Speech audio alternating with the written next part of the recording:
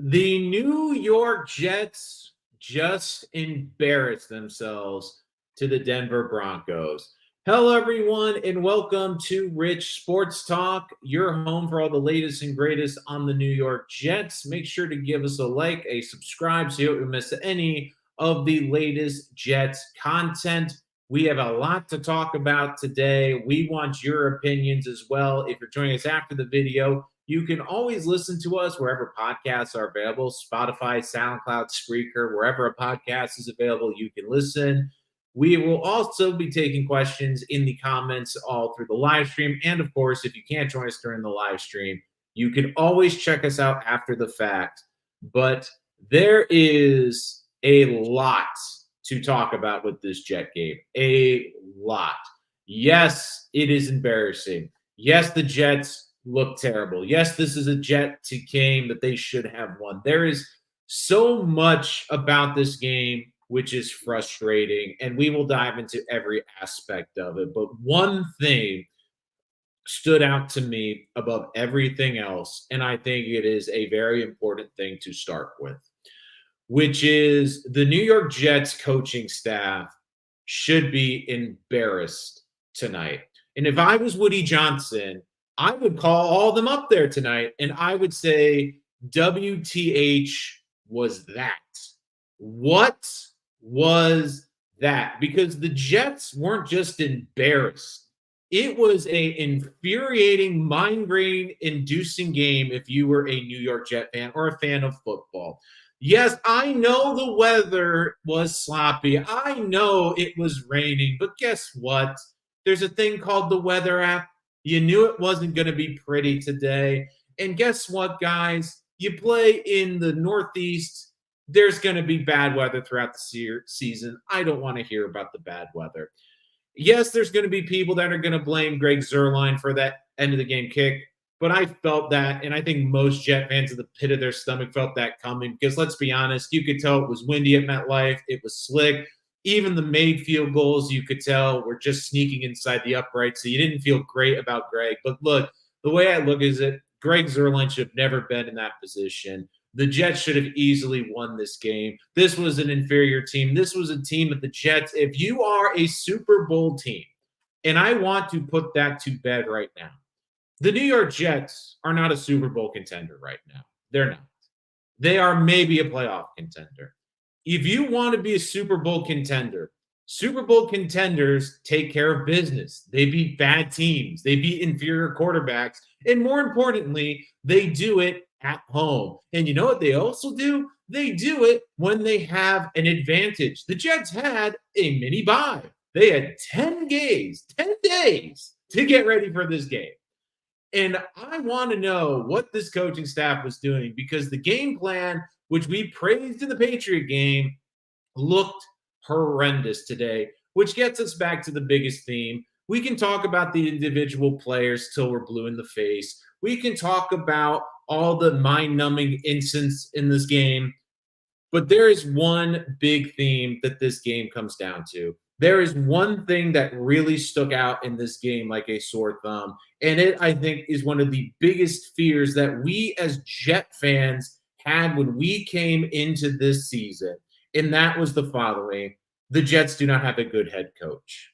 And I'm going to say it now, and I will say it. I've lost faith in Robert Saleh, and if he ever wants to get it back, it's going to take a lot. And there are certain moments in Jets history where you felt you and the majority of the fan base lost faith in the coach. And I do think Saleh, there's different levels within the fan base of how people view him.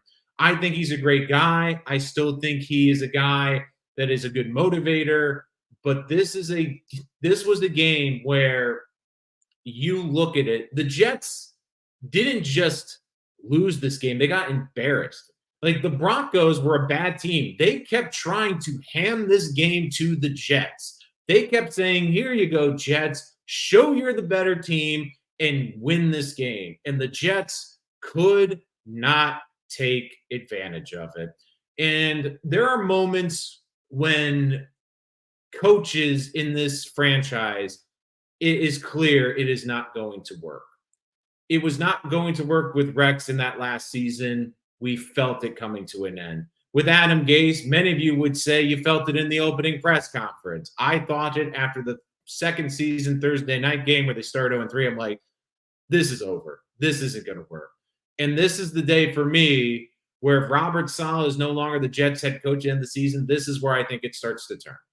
Because the Jets had every conceivable advantage. They had home field.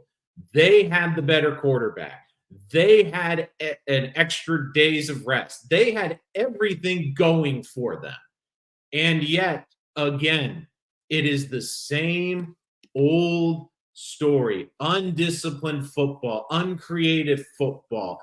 It is just absolutely infuriating football and mind-baffling decisions that make you go, what is going on here? What is going on here when this team had extra day to prepare, extra days to get ready for this game, and they come out as flat as you've ever seen this team? This team came out without a pulse, without a heartbeat, and more damning, without a plan. This was as bad of a Jets loss as I can remember. And look, the first 2 or 3 weeks with the penalties, it got to the point of, okay, they haven't played together. It's still young in the season. This is kind of the preseason. We're in week 4 now. There is no reason why Garrett Wilson and Aaron Rodgers cannot get on the same page. There is no reason that this offense cannot figure out a way to get Garrett Wilson touches, one of the most dynamic receivers in the NFL, and they can't figure out how to get the ball in his hands. This is maddening when you see this offense when they have some of the worst play calling, and I'll go through the scenarios, but the most damning thing to me was the penalties. The Jets today had 13 penalties for 90 yards. 90 yards worth of penalties. Yes, was one fugazi like the Lazard one? Sure. But how many false starts, illegal motions, like every pre-snap ones? And I'm sorry, but Robert Saleh lost me today was how he acted in the press conference, where he's asked, what about the pre-snap? What about how they look? Well, they're a good defense. No, they're not. This is not every week it's, well, they're a good defense. Well, they're a good defense. The other thing, one of the most mind-numbing sequences we've ever seen. The Jets have the ball at the 1 yard line. 1 yard line. They have a 6'1", 235-pound wrecking ball called Braylon Allen. Braylon Allen. Yet Solomon Thomas, a defensive tackle, gets 2 snaps on the goal line, but Braylon Allen doesn't get 1. And look, I get you want to get Brees a touchdown, sure. But it is inexcusable to me how on the 1 yard line,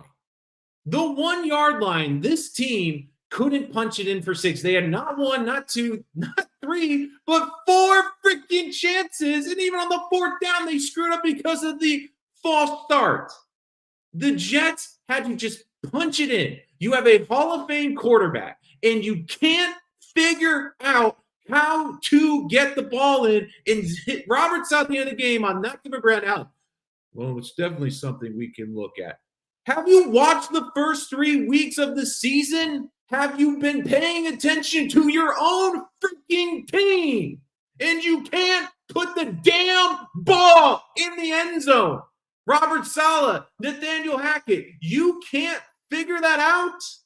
You can't figure that out. You have Braylon Allen at the 1, and your best description is, oh, you know, it's something we can look into. It's something we'll look on tape.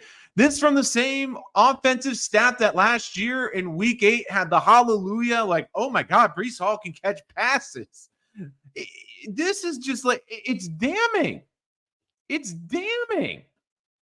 And it's just so frustrated because on the pre-snap penalties, it's time and time again. And they were bad times. How many times today did the Jets have a 2nd and 1 or a 3rd and 1? Nope, we got to back up 5 yards because we are not set.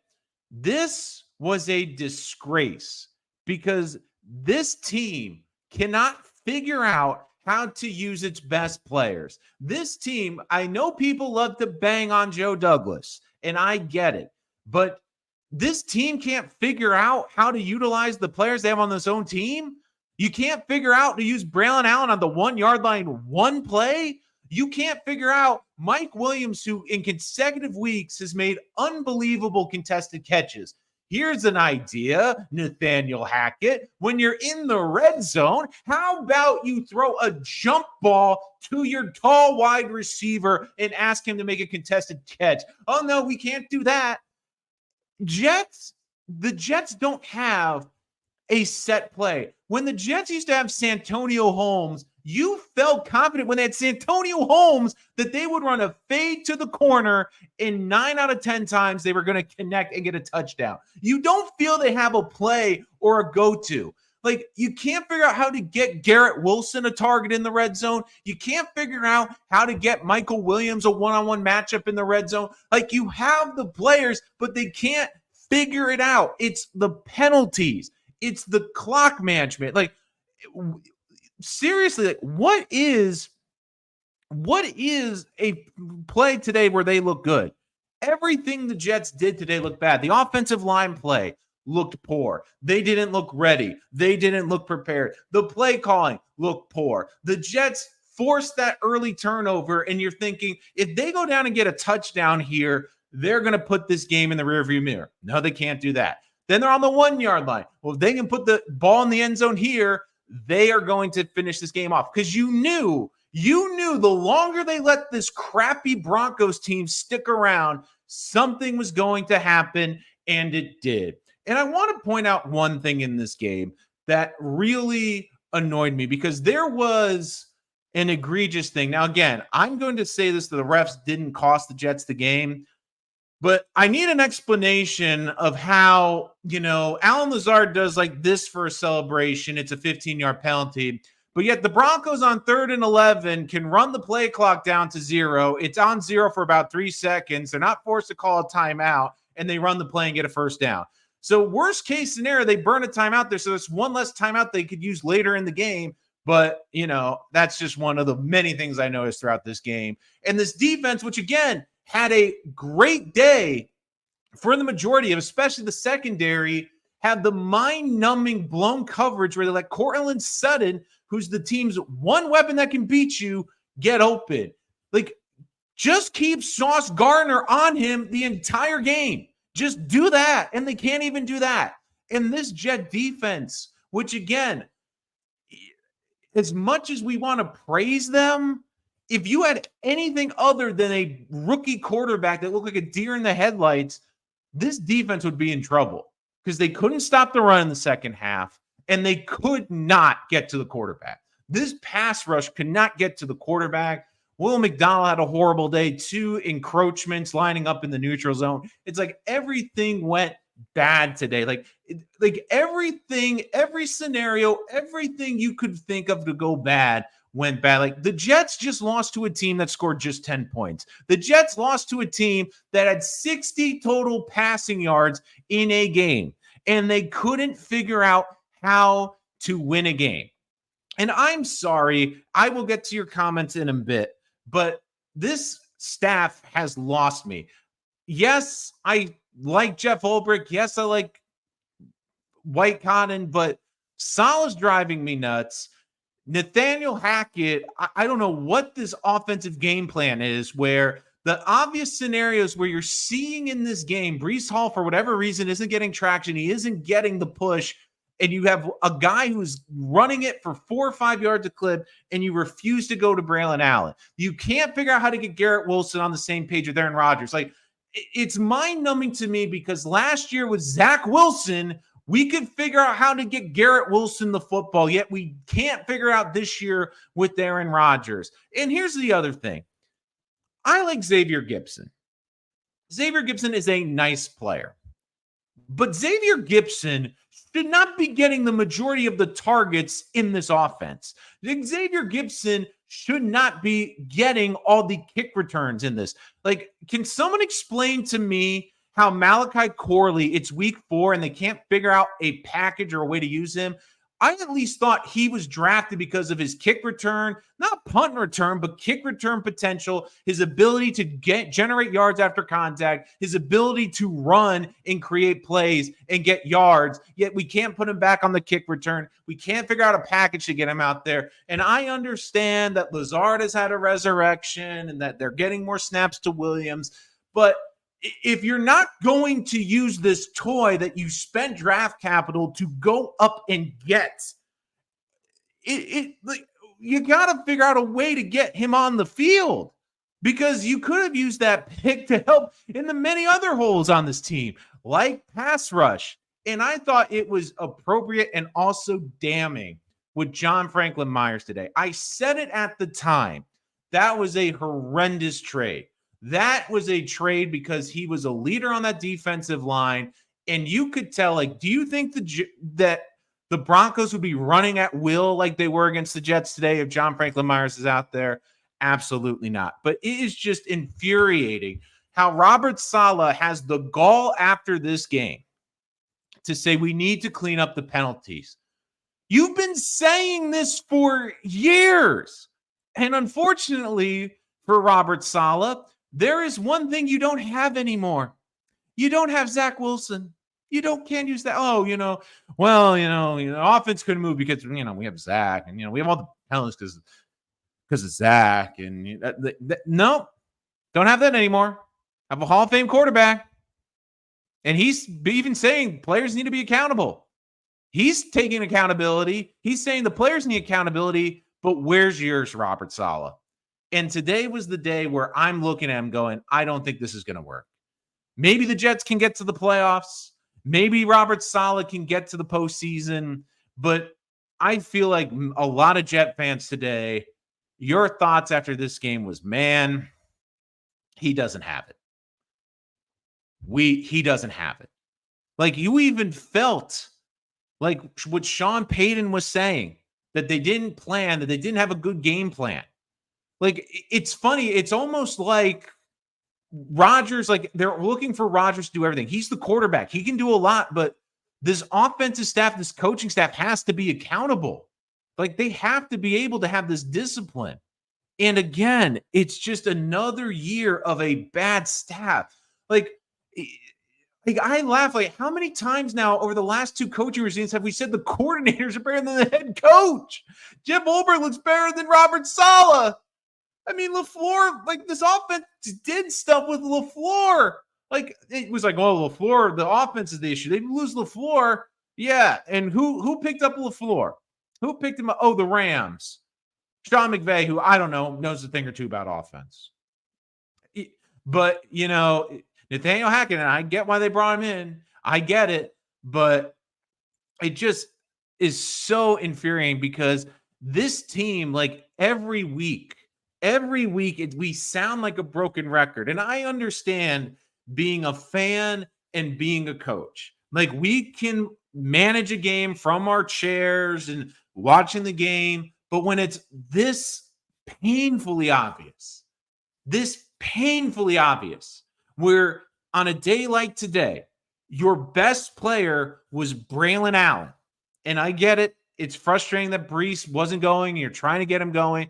But when you look at this game and you look at the way this game is going, and you're looking at that sloppy field, and you're going, okay, Breece has had 10 carries for 4 yards. Braylon Allen's got 8 for 34. He's averaging 4.2 to carry. Why aren't we giving him the football? Why? And you look at this team, Mike Williams, big plays in this game.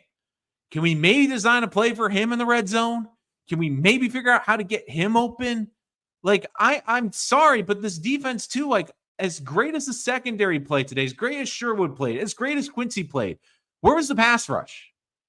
And maybe it was because the Patriots are that bad, but man, the Jets couldn't get a sack today. The Jets couldn't get a sack today.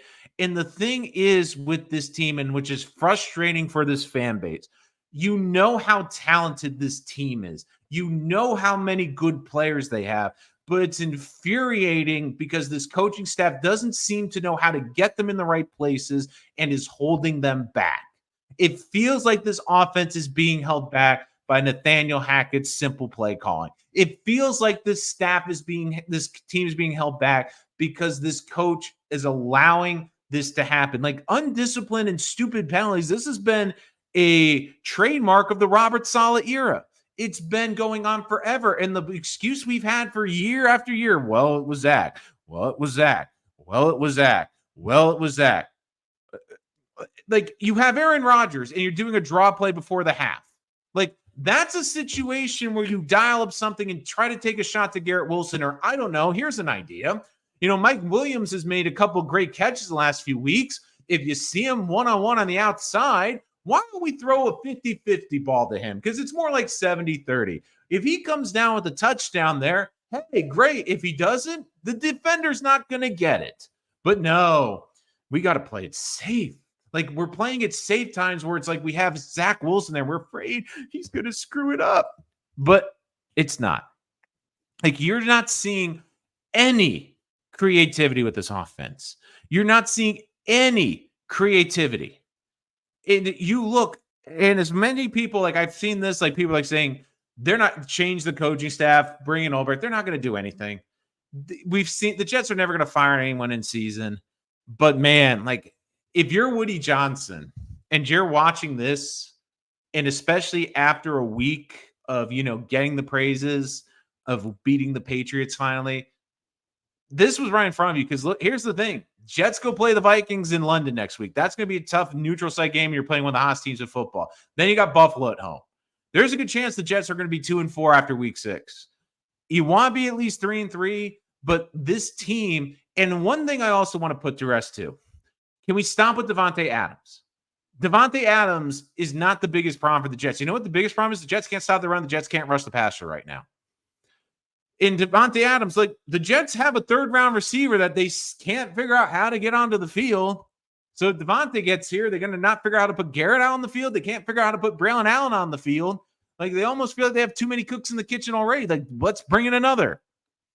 It is just so infuriating. And the other thing too is it's like the offensive line. Like I don't get how they were so bad today. Like I was saying, they look so good. And I know one of the easy ones will be Olu. And look, do I think Olu had a great game? No.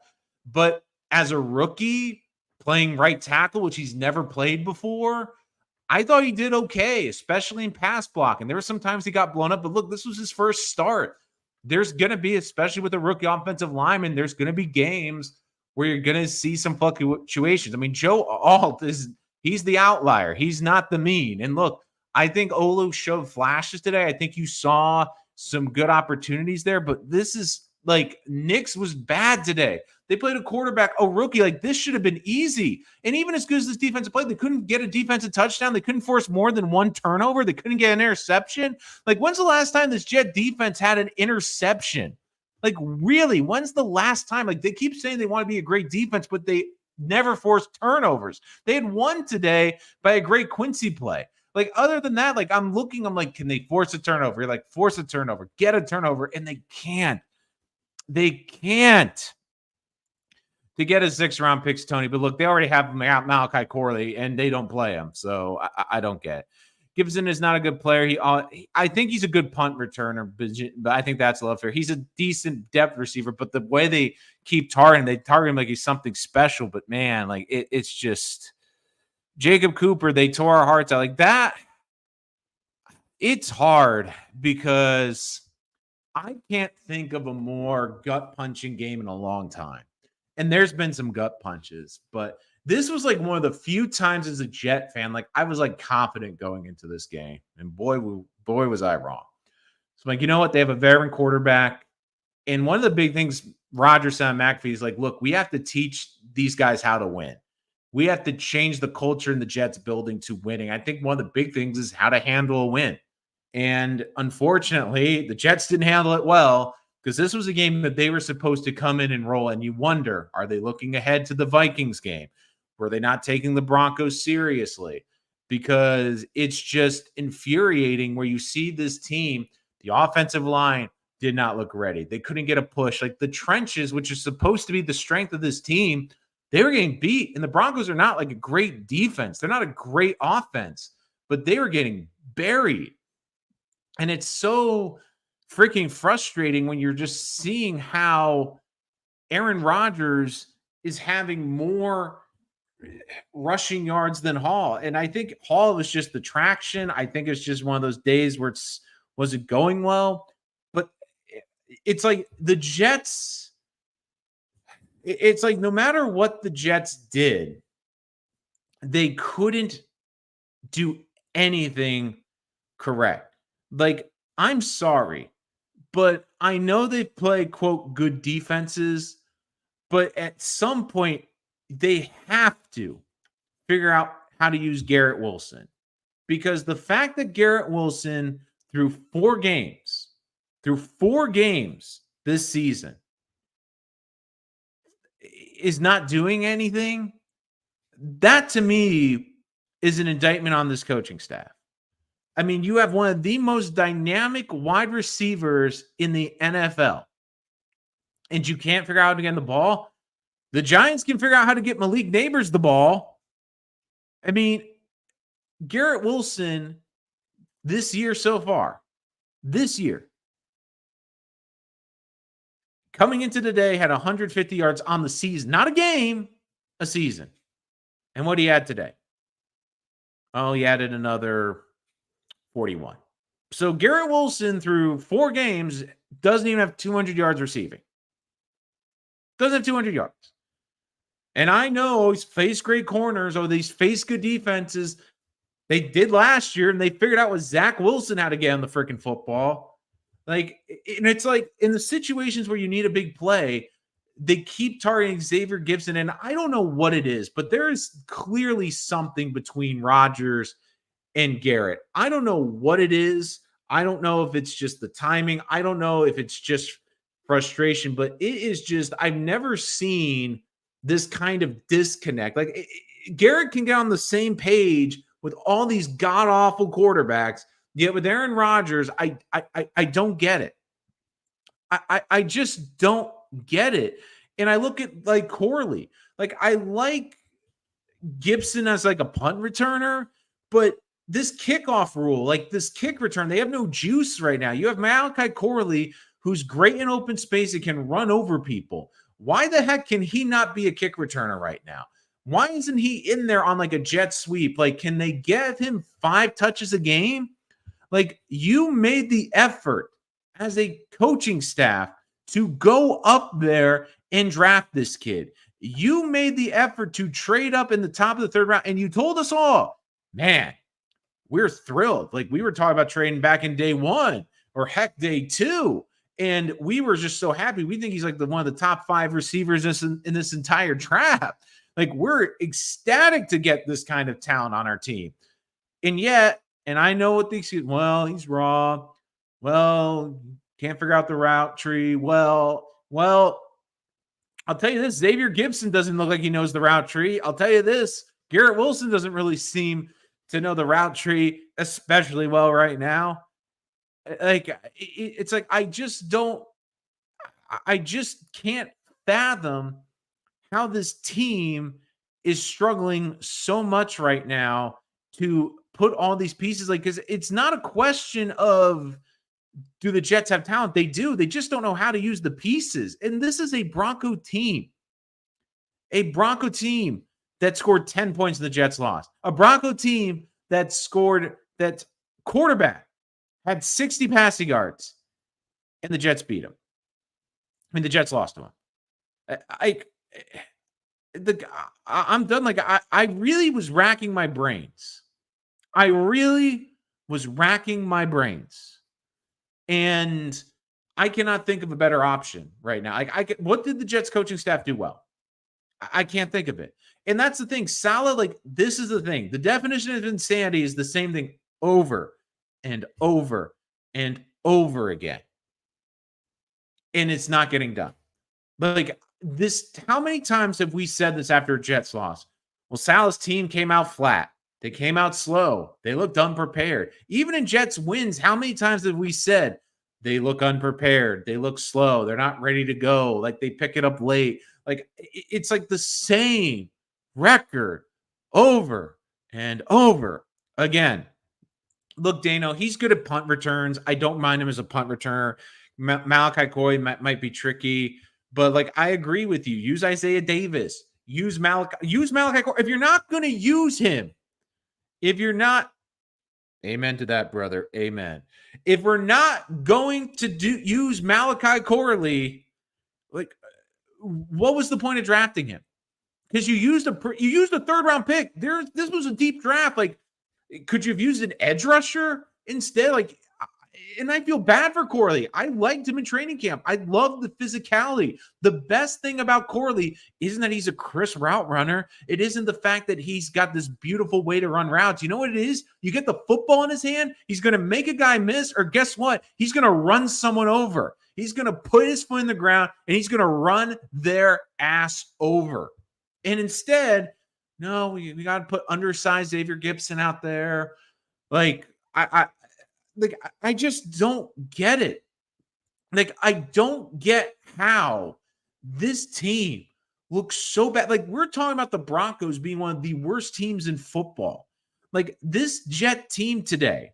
And look, I give the players credit. You know what Rodgers did after this? He took accountability. You know what all the players did? They took accountability. You know who didn't? Robert Saleh. And now the Jets have to go play the undefeated Vikings and the undefeated Bills. And, you know, Aaron Rodgers, again, I think with Robert Saleh, he made it clear. Saleh said that they should dial back on the offensive cadence. Rodgers, that's one way to do it. The other way is to hold them accountable. Yeah, hold people accountable, because this was another one. Like, the Jets, this is the second time the Jets in their under Saleh have allowed 10 points and lost. It's unfreaking believable how, like, you know, Aaron Rodgers is like taking accountability. Like, this coaching staff just isn't taking accountability. And look, Rodgers, like, he's out there, he's taking the shots, but it's getting to the point now where it's like, look, we're in week 4. We're in week 4. Like, you got to figure this out. Like, we're to the point now where we are looking at this team and going, oof. Like, this is mind-numbing. And you look, they had 5 false starts today. Breece Hall, 2 on John Simpson, and 1 on Tyron Smith. Now, I get offensive line are different, because offensive line, you can't really just, you know, oh, we're going to put Max Mitchell in there, bench Tyron. I know that you're not going to do that. But you can't take Breece Hall out, especially when you have the hotter hand in Braylon Allen. And you look at Breece Hall and Braylon Allen, and you look at how much talent they've had and what they've shown the first 2 years in their career. Like, the Jets can't figure out how to use these toys. Like, seriously, it's just absolutely mind-numbing. And the other thing, too, is, like, you're looking at this team not getting any pressure. How is this team going to do against the Vikings, who have a great offense, and then the Bills with a great offense? Like, how? Not using out. Yeah, it was. So we're going to use the cute Solomon Thomas play. And look, I like Solomon Thomas, but can we kill this play? Can we kill putting him in there as the fullback unless Braylon Allen's out there? give him one carry. The fact that it was not working, just like the Jets are just like, oh, we'll just do a halfback dive. Oh, a halfback dive. It's not working. For whatever reason, the Jets offensive line wasn't getting run push. They weren't able to get a good push up front. And instead, oh, we're not going to get a wrecking ball in there. We'll put in we'll do something else. And then even on the fourth down play, which I was going to give them credit for having those stones to go for it in that situation, they mess up because John Simpson jumps off sides. We are being tortured with horrendous play calling with great players being underused. Like it's mind-numbing. And one thing I will say, because I think this will be a very lazy narrative tomorrow. And here's the other thing I will say. This is another incredibly frustrating game because you look at the next two games, like you want that 3-1 cushion because if you were 3-3, you would feel a lot better. But you look around this league and how good the coaching is and how many great coaches there are. And when you look at Robert Saleh, especially this year through the first 4 games, you don't feel confident. You don't feel like what is the best thing this Jets defense did was when they had a great pass rush was get after the quarterback. Well, the pass rush isn't great and they didn't figure out how to really get to Bo Nix. They didn't sack Bo Nix once today.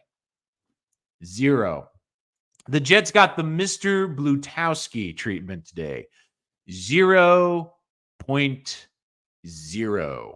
That's exactly how many sacks the Jets got today. They blitz more. This is not a good offensive line. Yes, Bo Nix is mobile, but you couldn't get one sack. Not one.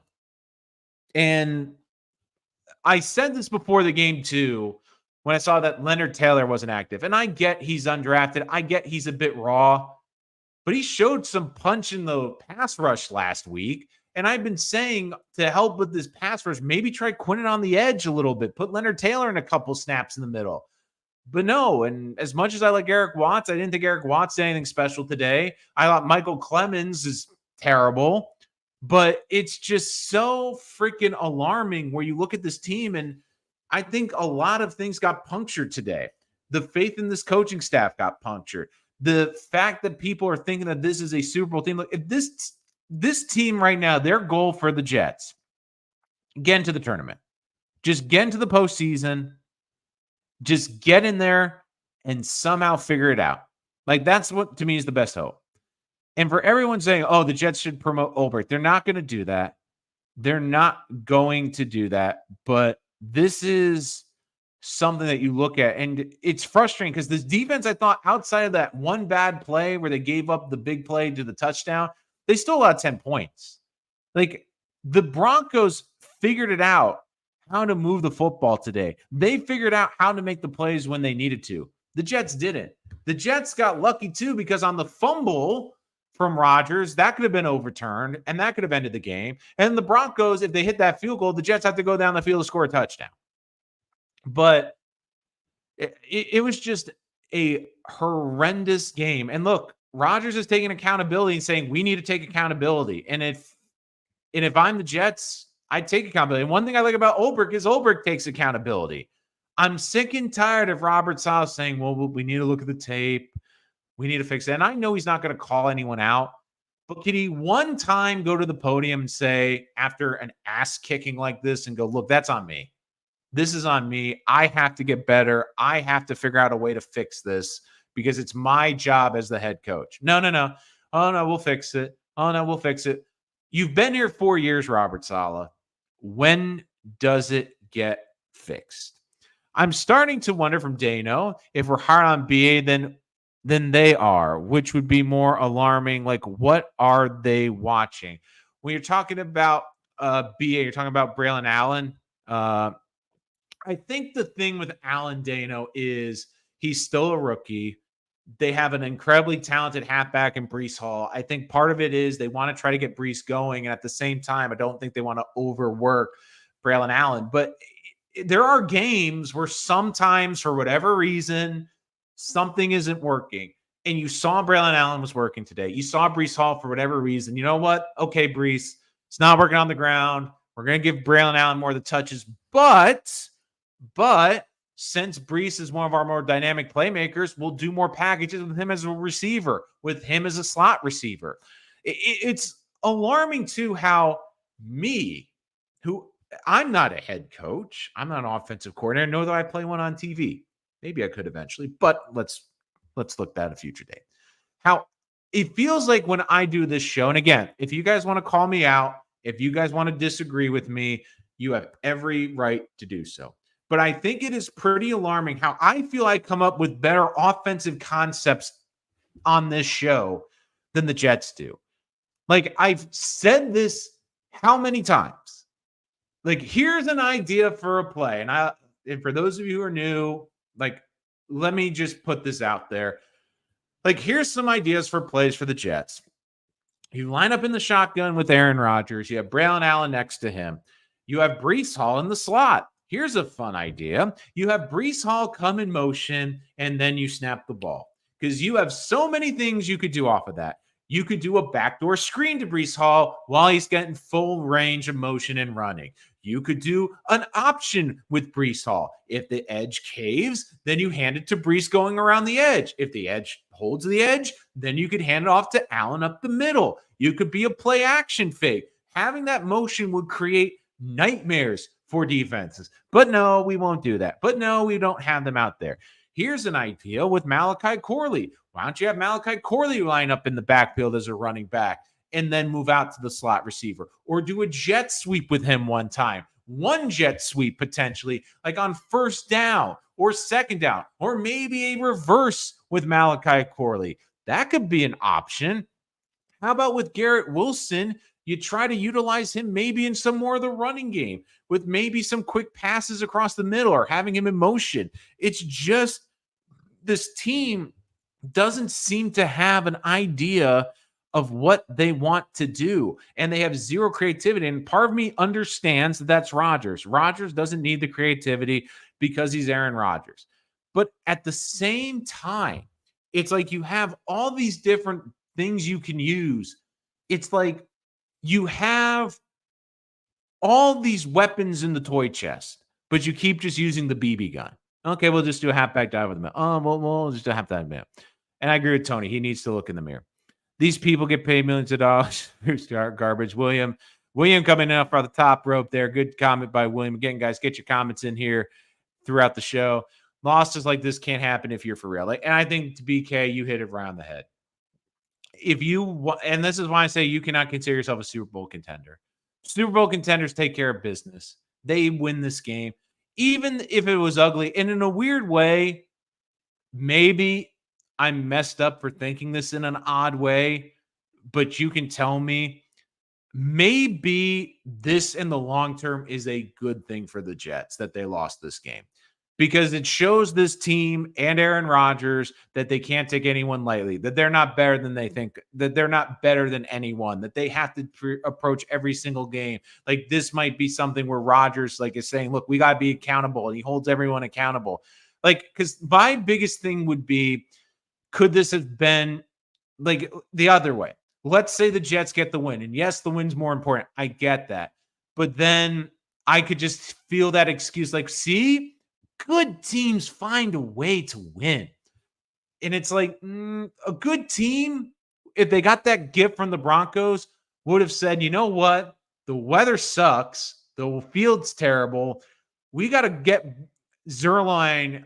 Instead of a 50-yarder, we got to try again within the 40s. We got to try and make this a chip shot. We got to make this easy on him. No, we'll make this a hard one where he's got to kick with the swirling wind and the water and the rain and the terrible field. Christian, I don't think he's regressed. I just think that they haven't figured out how to use him yet, which is frustrating. I don't think Hall's regressed. They have no kids. No, they don't. At least with LaFleur, you knew they were going to be creative. You knew they were going to go in the bag of tricks, and you knew they'd have innovative concepts. They don't have anything innovative. Yeah, I mean, Deanne, I don't think it's regression. I just think it's been improper usage. I don't think the talent's gone away. I've got 99 problems, but 2 neutral zone infractions are 2 of them. Well, it's not just the neutral zone infractions. Again, Will McDonald, terrible calls to terrible penalties today. The offense, like the false starts, the illegal person downfield, it's just everything. Like if I was to do a poll right now, like if I was to do a poll of how confident you are in this coaching staff right now, you would say 0 confidence. If I was to put a poll, like if you were to rank 1 through 32 in coaches, where would Saul rank? I feel most of people would say, if not 32, in the bottom 30. I mean, think about it, like this Jet team. This is an inferior roster. And look, I give Rodgers credit after the game. Brees had a rough game, and he's defending Brees, saying, look, it didn't go his way. Brees is a hell of a player. He's the best. I love him. He's a great kid, cares about it. We got to do a better job of getting him runs. You know what Rodgers was doing at the end of this game? Which is what I think every Jet fan is thinking right now. He's calling out this coaching staff. Like, you know, like Sal said, like on the goal line, well, we could look into it, giving Braylon Allen the ball. It was early, but we're going to lean on Brees. He's our workhorse. You have a 235-pound running back. Think of the way this game would go if the Jets punch it in there. They get the touchdown. Their Broncos offense can't get anything going. They're playing behind. Maybe because there's a bigger deficit. I don't know. Bo Nix is a rookie, tries to make a play. Maybe tries to force a couple throws. Maybe results in turnovers. But we don't know this because the Jets sell for a field goal. Here's an idea when you're in the red zone. You have a giant receiver named Mike Williams who's made unbelievable contested catches, it feels like, every single week. Can we do a jump ball in the end zone for him? I know it didn't work last week against the Patriots, but if I had to put money on it, I'm pretty sure one of them is going to come down in the red zone. Alex, if it doesn't hurt his hammy, they went easy. He couldn't plant and throw, wasted his effort. Alex, again, like they should never have been in this freaking position. They should have never been in this position. They kept telling us we just need a quarterback. We have the quarterback now. It's exposed to the coach. I think, BK, you're right on it. This is bad because the excuses for this coaching staff, and I think to Woody, was like, see, we don't have the quarterback. What do you want us to do? Well, you have the quarterback now, and you have the players, you have depth, you have receivers. Heck, one of your best offensive weapons is a third-round receiver that you can't get on the field because you supposedly have so many weapons. You have the backup, your tackle today, your backup right tackle was the number 11 pick in the draft. A talented offensive tackle. It's not like you were throwing in some guys that you had a Wikipedia last year because you're like, I don't even know if this guy has played a game in the NFL. But it's still just infuriating. I hope Lazard will keep his peace years because his shots on the foot. Look, Zerline, the other thing to me, and again, I think one of the lazy narratives is they're going to blame Zerline tomorrow. One of the things I think with this field today, too, is I think the rain was obviously a factor, but we also have to remember the Giants and Cowboys played on their Thursday night. I'm wondering if that had any impact on maybe the field being slick again. But my big thing is Zerline should never have been this position this game. This should have been the Jets were a multi-point favorite in this game. Like this should have been an easy win for the Jets. They should have never had to come down to a last-second kick. And shouldn't have even come down to 50-yarder. The Jets can get another first down or two, make it a chip shot. This is a game. And you felt that way during the kicks because you saw how much the wind was. Like he made his kicks, but they weren't like, oh, right down the middle. They were like just inside the bar. A couple of them, you're like, it's a little close for comfort.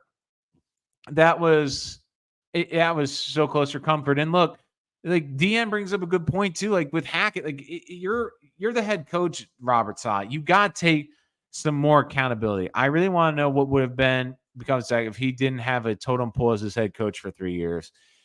Look, I still don't think it would have worked out. I don't think Zach's had the maturity. I mean, if Zach was really that great, like I don't think Bo Nix has shown me really anything special so far. He'd probably be starting in Denver. It's just mind-numbing to me how this coaching staff. And I think that was the big concern for a lot of Jet fans this year. We talked about the roster and Aaron Rodgers' health, but I think a lot of this things was, well, do we have a good coaching staff? Because again, the excuse was, well, they had the worst quarterback play. Well, they had the worst quarterback play. Well, they have Zach Wilson. Well, it's on Zach. Well, Zach's gone. And I think Aaron, for the most part, has been pretty good, but they can't get on the same page with Garrett Wilson. I don't know what is going on there. It's like every week, like this game was just torture because you got this feeling, this, even when the Jets were up 6-0, which felt like forever, you just felt like they were going to allow this Bronco team to get back. You're just saying to yourself, get to 9. Just make it so it's a 2-score game and this game feels like it could be over. And instead, they just kept hanging around and hanging around and hanging around. And I mean, the Broncos too, they got screwed on the fumble call. The Jets got a break there. The Jets got a break too with great field position when the Broncos kicker missed, and they couldn't take advantage of it. And look, this was a game, like if you're Nathaniel Hackett, you got to wear this because you were called out publicly by the head coach that just beat you. And I know they won last year, but it's a whole new season. And this year you had your golden boy. You had Aaron Rodgers. Like, I think most of us thought this might be a bloodbath because Aaron Rodgers and Nathaniel Hackett, they were called out and they want to get their revenge. Well, boy, this did not go well today for that. This really didn't. The best thing for the future of this team is for Salah to not have people behind him and the scapegoat. Like, look, there's no hiding. And we've said this, and I've said this. If this season does not go well and this team does not reach expectations, then this is a coaching staff that's getting fired. This is a coaching staff that is not going to be here. And look, I know a lot of people don't love Joe Douglas. I think Joe Douglas has done a better job at his job than Robert Saleh. And, if you want to criticize him for the Hassan Reddick thing, you can. Would Reddick have helped today? Probably.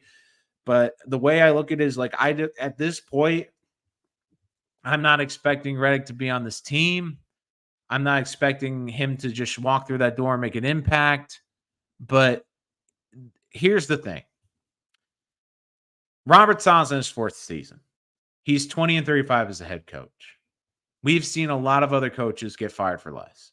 We've seen Mike Vrabel, who's a winning coach, get fired. It's just frustrating because they can't use him. And like, if you're Joe Douglas, you got to be figuring out, like, Robert Saleh and this offensive staff's telling me how good Malachi Corley is, how talented Malachi Corley is. And I thought Malachi Corley looked pretty good in the preseason. They can't bring him out there. And the thing that drives Jet fans nuts is we've been hearing the same old song and dance every time. And I'm sorry. Like Breece Hall said, the weather, it was bad weather. We can't use that as an excuse. We're both playing it. And Saleh's trying to blame the weather. Saleh's since 2021. It's like, oh, we're sloppy. We got to clean up. Oh, we're sloppy. We got to clean it up. Oh, we're sloppy. It feels like we're in Groundhog Day, Jet fans. Like, that's what this feels like. It feels like Groundhog Day. Look, I love Ulbrich, but unfortunately, I think if this staff goes, the whole staff's going. Like, that's just the way it works. I don't think Ulbrich's the only way Ulbrich will become the head coach is if something incredibly drastic happens and basically this is a situation too where I just feel like no matter what, the Jets, I'm sorry, I lost my train of thought. Like the only way he's going to get there is if this is so bad that the season's pretty much over. And I hope it doesn't get to that point. But look, I think Ulbrich is, and that's the thing. How many times are we looking at this and going, how the Jets have a better coordinator than the head coach? The thing I look to is the other thing I've been seeing online as well today is this is why the Jets should trade it up for a playmaker. See, the Jets needed a receiver. Look, the Jets offensive line, like, I did not play great today. I get it.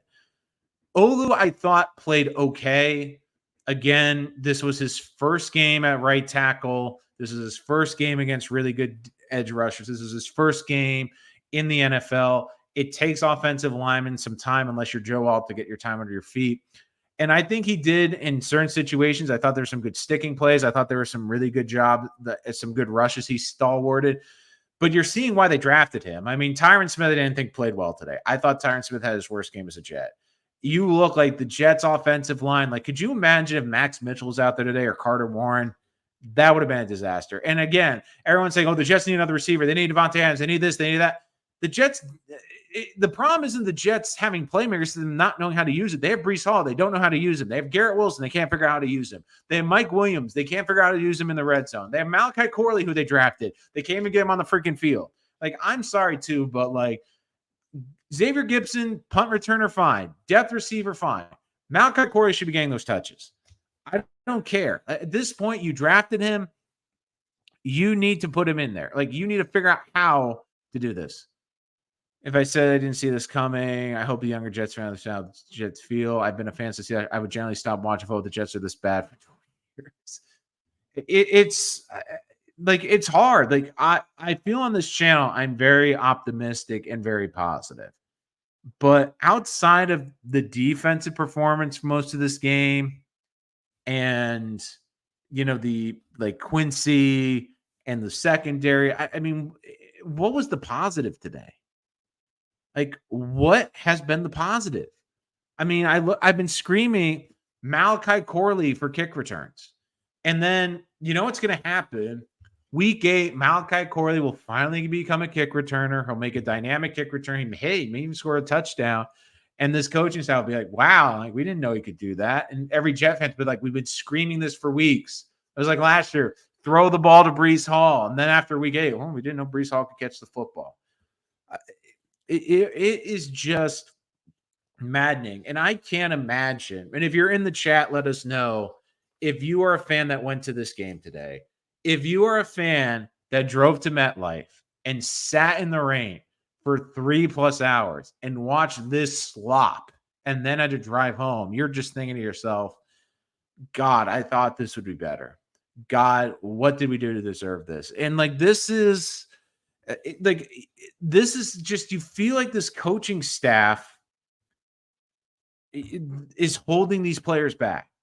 Like, we know how talented Breece is. We know how talented Garrett is. Like, this team has talent, and it's like they can't figure out how to use good talent. The thing, too, is the Jets don't have injuries, like, in terms of their receivers. Other teams, like, other people step up. They figure out how to make it work. The Jets, it's like they have all the ingredients to make a great soup, but they just put in, like, 2 ingredients with water and, like, see, that'll work. No, you need more. You need more in there to make it good. And instead, it's like, oh, okay, we have all these ingredients to make a cake, but we're just going to use flour and water. I guess you can make a cake, but that'll be absolutely disgusting. It's just so, Tony, heads we are overdue for a competent coach. Look, you're not getting one now. The thing is, you need basically at the end of the season, this is just one of those games where it's so disheartening to see how this is playing. And I keep seeing this narrative. Oh, the Jets playmakers aren't that good. Oh, the Jets playmakers aren't that good. I think the Jets have playmakers. They just can't figure out how to get on the same page. And it's just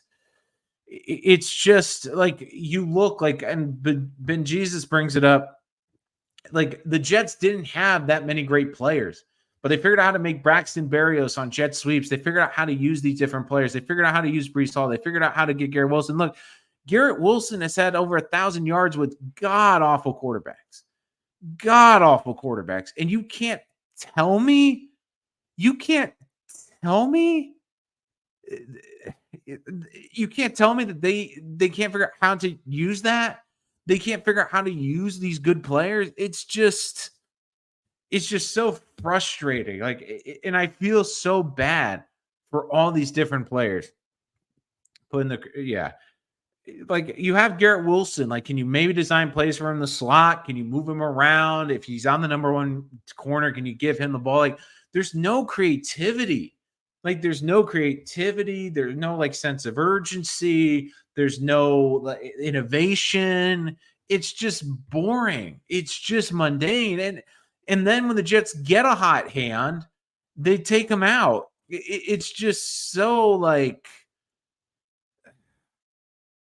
and look, the other thing too is one comment I think will be taken out place was AVT's comment. AVT, look, yeah, they could have played hard, but they play horrible. I mean, Aaron Rodgers got hit 14 times, sacked 5 times. That's unacceptable. That is unacceptable. And look, this coaching staff, like undisciplined. Like the biggest thing I look at this team is they are so undisciplined. They are so undisciplined. They don't know what they're doing. It's just so aggravating because it's one thing to be bad, but be a buttoned up team. It's another thing when you're seeing this level of incompetence and just seeing no accountability. Aaron Rodgers can play quarterback. He can help correct the culture, but it feels like he's also now got to lead this team and be the head coach too, because Robert Saleh, it's falling on deaf ears now. And this is what I said to start the show. There's always a turning point, I think, for a fan base when they have moved on mentally from a head coach. Now, it could turn, it could go back the other way, but a lot is going to have to be done to win that trust back, to get back into the circle of trust. And I feel like after today, there is not many Jet fans that feel confident about Robert Saleh as a head coach. And I feel bad because I want Robert Saleh to succeed. I think he's a really nice guy. But the problem is when you look at how many games that they've lost by double digits under him, how many games that they look undisciplined, how many games they come in sleepwalking, how many games they start slow, how many games they look unprepared. Like, when was the last time the Jets came into the game, went down the field, scored a touchdown? When was the last time the Jets came in and like roared to life and put 14 points in the first quarter? When was the last time this Jet defense was flying around in the first quarter of a game? Like, it feels like the Jets need like the first quarter and a half just to get warmed up. And against good teams, you can't do that. And unfortunately for this team, it just feels like no matter what, like no matter who they play, they are sloppy. Like the penalties, the false starts. Like we went through this last year. And Saleh keeps saying, "Oh, it's on us. It's on the coaching staff. We gotta get fixed. We gotta get fixed." When are you gonna get fixed? This was sloppy. This was so ugly and sloppy. Like, I want you to think about this. Robert Saleh is supposed to be this defensive guru, this smart defensive coach. Shouldn't he be being the stuffing out of a rookie quarterback? Like, this is the game. Like, this is the game for you. Like, this was what we'd call a Bill Belichick special back in the day. You had a rookie quarterback that would go to New England, and you knew they were going to get eaten alive. They were going to get eaten freaking alive. And this defense, again, made some plays. The secondary played good, but they had 0 sacks. Only forced 1 turnover. And yes, they only gave up 10 points, but this was a defense where you're like, they should dictate this game. They should dominate this game. And there were stretches they were very good. But this was a game where the Jets should have dominated with defense, run the ball down their throats, and won this game. Like, this should have been a game where we're like thinking in the third quarter, okay, they're up 20-3, maybe even get some of the young guys, like maybe get Malachi Corley, I don't know, some touches. But instead, we're seeing a team time and time again. How many times in this game was it a 3rd and short or 2nd and short and a drive got killed because of a false start, because of a dumb penalty? And I get that there's a lot of penalties in the NFL right now, but to have 93 yards of penalties, the Jets had more penalty yards today than they had rushing yards. That is inexcusable. That is inexcusable. The Jets penalties, like we keep hearing it time. Oh, we'll clean it up. Oh, we'll clean it up. It's every thing in this game came down to coaching. Did the players fail out there? You could say they failed a little bit. But if I am a member of that team right now, I am looking at that coaching staff and I am furious. If I'm Garrett Wilson, I'm furious that we can't figure out how to get me the ball. If I'm Breece Hall, I'm furious that we can't figure out how to get me in space. If I'm Braylon Allen, I'm furious I don't get a touch at the goal line when I am built for that.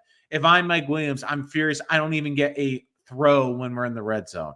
If I'm this defense, I'm furious that we can't, we have a blown assignment because we don't know what to do on the goal line. If I'm this team, I'm furious looking at this game, looking at how many opportunities this team had, how many chances. And let's be honest, this was not a game where the Broncos won. The Broncos played horribly. Like, this is arguably the worst quarterback you're going to play this year.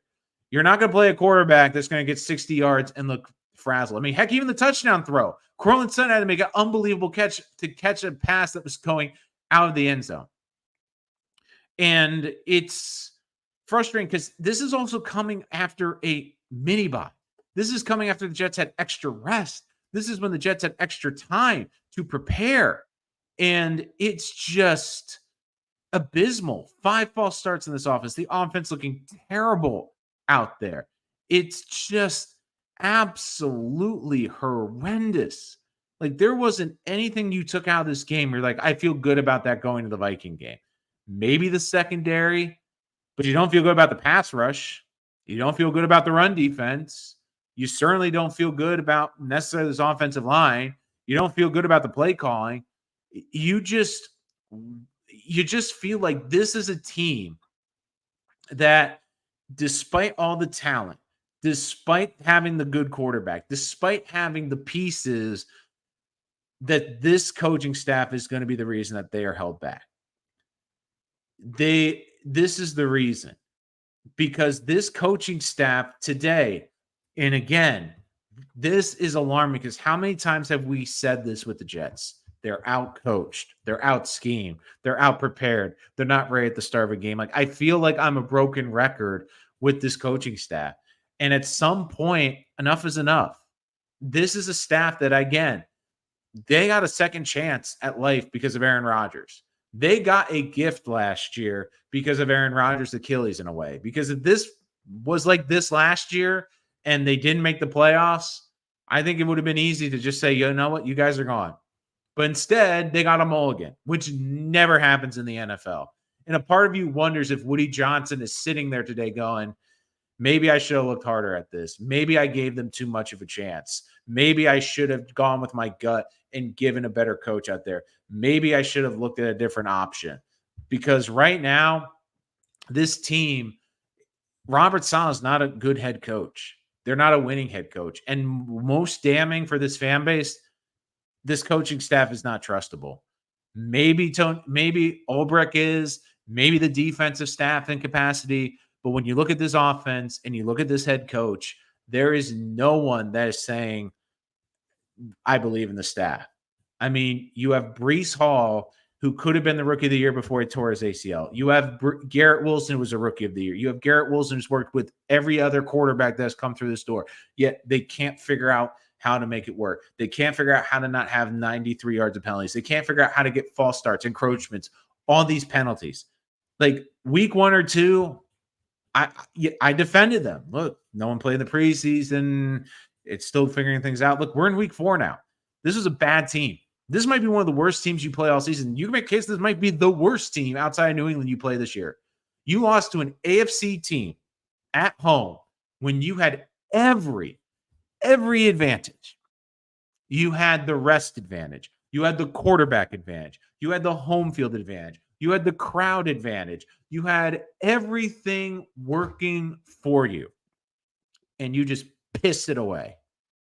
You just pissed it all away.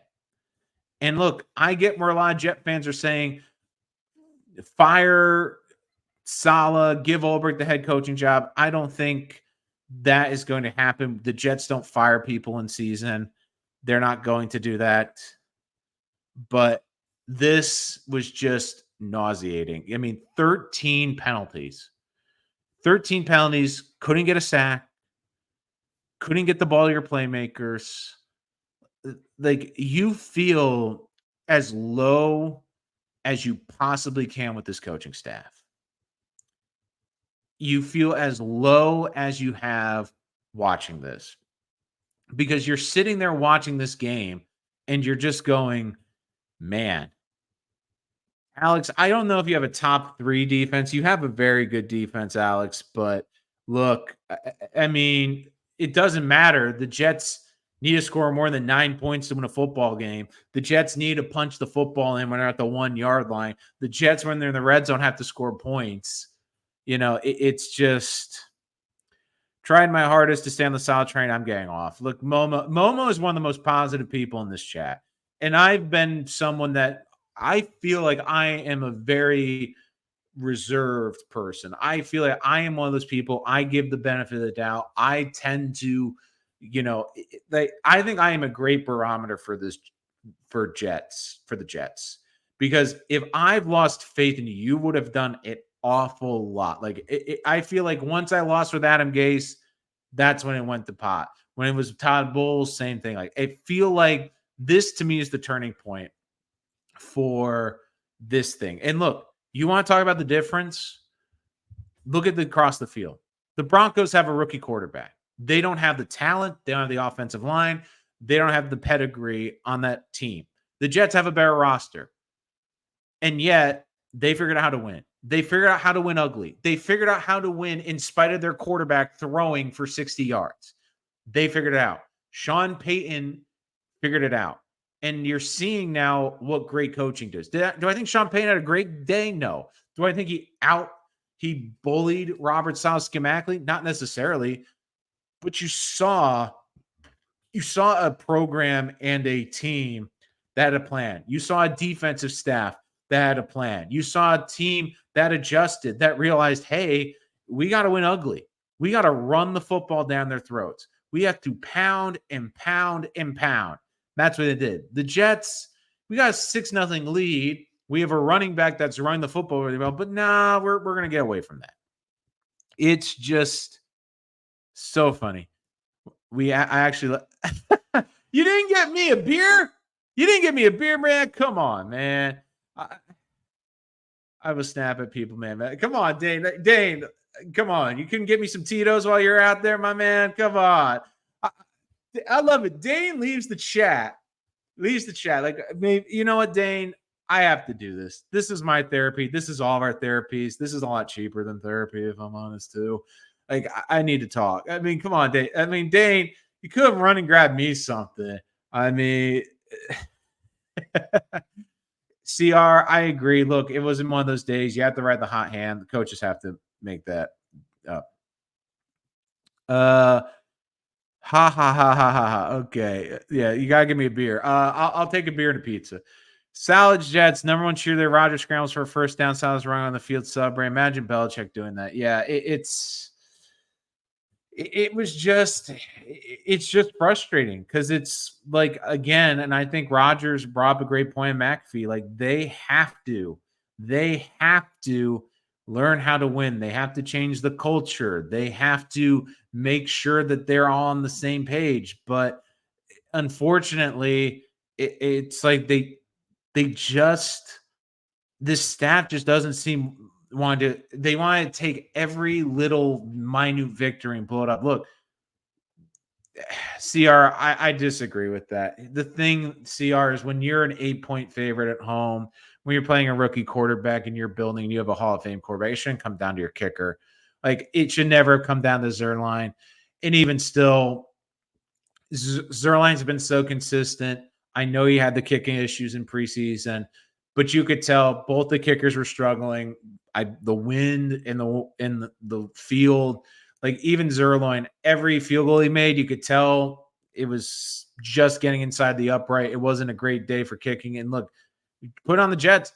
Don't give Zuerlein a 50-yarder in terrible weather. Why don't you give him a 40-yarder or 35? But no, instead, they give him a hard one. Terrible coaching equals terrible results. A.K.A. the New York Jets. Good job for Tony. Hang out, but you got to have a good one. DN, appreciate the love and support again. If you're new to the channel, give us a like, give us a subscribe. as we are here after every single Jets game. The kicker, LOL, come on, guy. Yeah, it wasn't the kicker. Like, it wasn't like, that's the thing. I feel like a lot of people are going to go, oh, it's Zerline's fault. Tell me if I'm wrong here too. I hope Dano's still here, and some of the other guys. I talked about this a little bit earlier, but some of you may have been out. In a weird way, I think in an odd way, this loss, again, you never want to lose games in the NFL. You don't want to put yourself in the 8-ball. A part of me thinks this loss is a good thing. A part of me thinks that this is a good thing. Because if the Jets had won this game and it went to 3-1, I almost get the feeling that this coaching staff and this team would have looked at this win and said, look, hey, man, we didn't play well, but we're a great team because we found a way to win the game. Not really. The Broncos threw the ball for 60 yards. They missed a field goal. They missed a bunch of opportunities. You had a quarterback that couldn't complete passes, and you lost the football game. In a weird way, I kind of hope that maybe this tells this Jet team and sends a message to this locker room. You're not that good. You just got beat by the Broncos. You're not that good. You keep talking Super Bowl and all these aspirations. You just got your teeth kicked in by an inferior team. You can't take anyone lightly. I think that that is a situation too. And again, you guys can tell me if I'm wrong. You can disagree with me, but this is one of those things this is one of those things I look at and I go, okay, you have to learn from this. I thought they learned a little bit from the 49 game. They got their ass kicked and then came out with 2 good games. I think that this is a thing too, where again, this is a team, like I know Roger was saying on McAfee this week, we got to learn how to win. We got to know how to handle success. And they didn't handle success well. They won 2 games. People started praising them, and they got their teeth kicked in today. And I think that maybe Rodgers using this as a good lesson, saying, look, every week we got to prepare. Every week we got to execute. We can't take anyone lightly. We can't let bad teams hang around. Like, we have to take care of their business. It's just so frustrating. Modine getting lucky. Jets are thinking about that. They're copying that a weird way. Didn't they? Yeah, he missed. The kicker missed there. Like, if the Broncos, let's put it this way: if Broncos kicker makes that kick, guess what? Jets are down 13-9. They got to go to the full field, score a touchdown. So again, everyone blaming Zerline. You make excuses for the kicker. You make excuses for the kicker. Make excuses for everybody. Cowboys kicker made a 60-yard same state Thursday. Falcons won. Yeah, look, but the thing, CR, I think, CR, you are missing the big point. He missed the field goal. Yes, I get that. Also, it wasn't raining and also wasn't as windy on Thursday night. But this is my bigger point, CR. The Jets against this team should have never come down to a last-second field goal. This should have been a team the Jets beat comfortably. This is a team the Jets should have been up by a touchdown. This is a team that the Jets shouldn't have allowed to stick around. Like, that is the biggest point that I am going with, CR. It's not the fact that it's not that Zerline missed. Yes, it's frustrating, but there are so many other elements to this game. Like, I still look at it. Greg Zerline should have never been in that position because the Jets shouldn't have allowed it to be in that position. At this rate, Tony, probably. At this rate, probably. You know, I will say that Boise State kid, he's going to be something, that running back. He's really good. I'm not making excuses for it. I wanted to keep Serbert. Look, I would like to keep Serbert too, but again, he kicked well. You knew he was going to get signed at the preseason.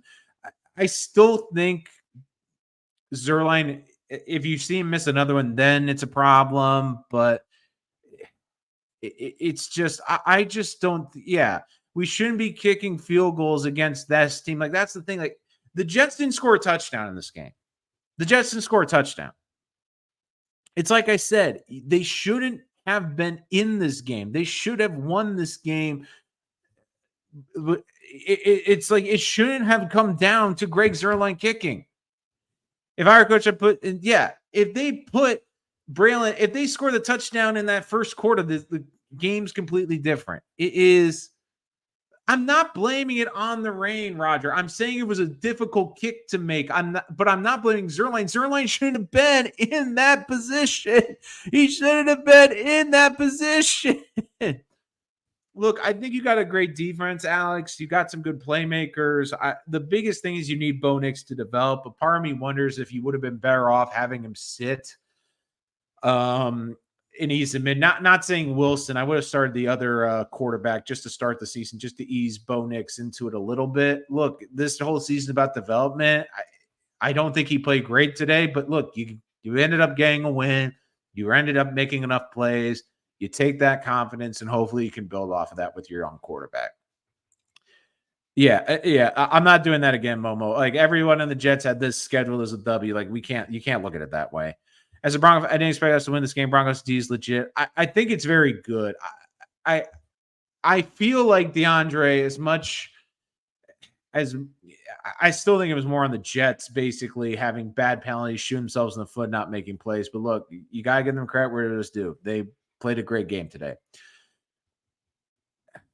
Yeah, I again, they also don't give the ball to their playmakers and adapt there. Also, awesome profile picture, by the way. Is that it's just one of those things like the Jets too. Like if you're an offense like the Jets, and the Jets the first 3 weeks of the season, this is the same offense that scored 3 touchdowns every single game. It's just one of this two. It's just infuriating. And like the thing too is you felt like they had no effort today. You felt like they had no energy out there. It was just frustrating because this team seems so flat in this game. I still think it's early CR. Look, I think he's played well. It's just he hasn't had the opportunity. Yeah, winning is rare for Robert Saleh, unfortunately.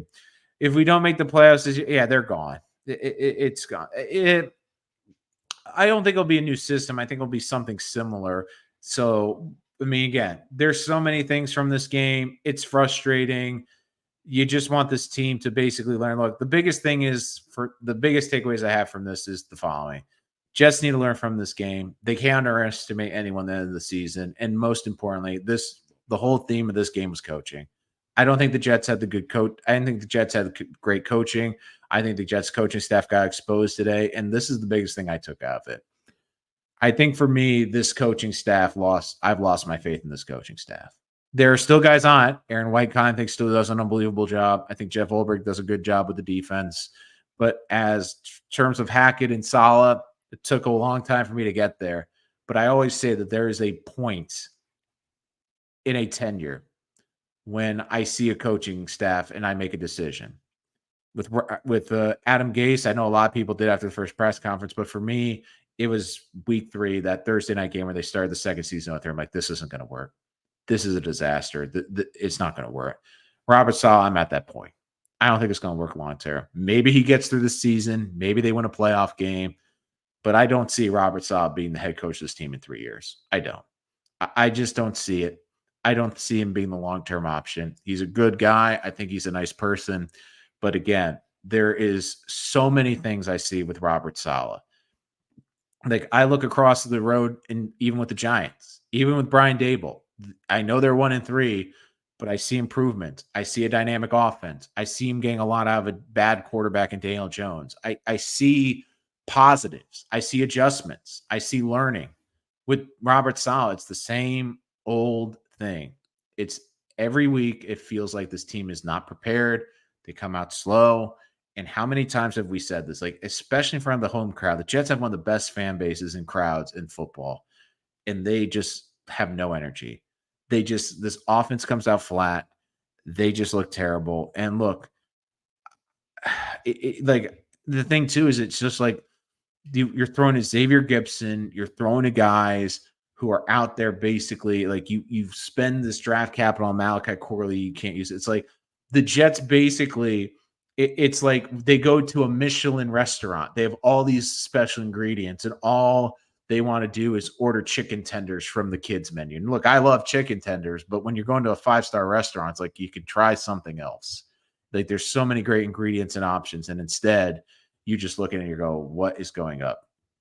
And look, if they fire midseason, this season's off. This season's over. If Robert Saleh gets fired at some point this season, they're going to be like a 1-6 team, or they weren't won 2 games. They're going to be like a 2-8 team. That's the only way. 2 different teams last 2 weeks. Which team are we closer to? I can't believe week 4. will stick. I think they're actually in the middle, Dano. I think that this is an offense that when they're executing and getting protection, they can score points. The biggest thing I have is this defense. I think the offense was just off today, and for the first 3 games, I think they've not been the issue. My biggest issue is still the defense, because in the second half, they got run on. I think this defense, when you start playing better teams, they didn't have a pass rush. This just is not a good one. Look, I'm not over Brees, Dano. I know you're frustrated. I know a lot of ones are there. Look, I just think that this team, like if you had to ask me, I think it's on the coaching. I really do. I think it's on this coaching staff, because this team was unprepared. They couldn't figure out how to adjust it. And look, if they beat the Vikings next week, maybe we'll feel a lot better. But I think it's going to take a lot. If the Jets win the next 2 games, I think then maybe you start thinking better about this coaching staff. But all I know is this is a week-to-week sport. And this is a game where if you were to ask the Jets what's one of the games that they have to win, this is it. Rookie quarterback in their building, and they failed it. The defense was great. They gave up 10 points, but they also allowed the team to run the ball down their throat. And you also had a quarterback that couldn't complete passes.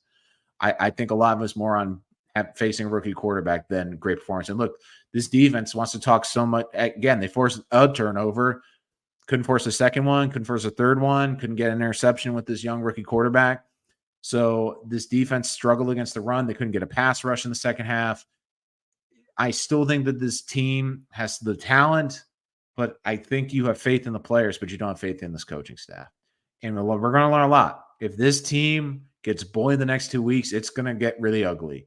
If they win the next 2 weeks, maybe we'll feel better about this coaching staff. But right now, I don't trust Robert Saleh. I don't trust Nathaniel Hackett. And it's going to take a lot for them to get back into my good graces. That's going to do it for this episode of Rich Sports Talk. Make sure to give us a like and subscribe. If you're new to the channel, make sure to give us a like. Make sure you follow us so you don't miss any of our latest content. If you want to take us on the go, you could stream us wherever podcasts are available under the handle Rich Sports Talk. We'll be talking Jets this entire season. We'll have much more on the New York Jets in the coming weeks. And, of course, a recap after every single Jets game. But until next time, I'm your host, Nolan Rich, and this is Rich Sports Talk.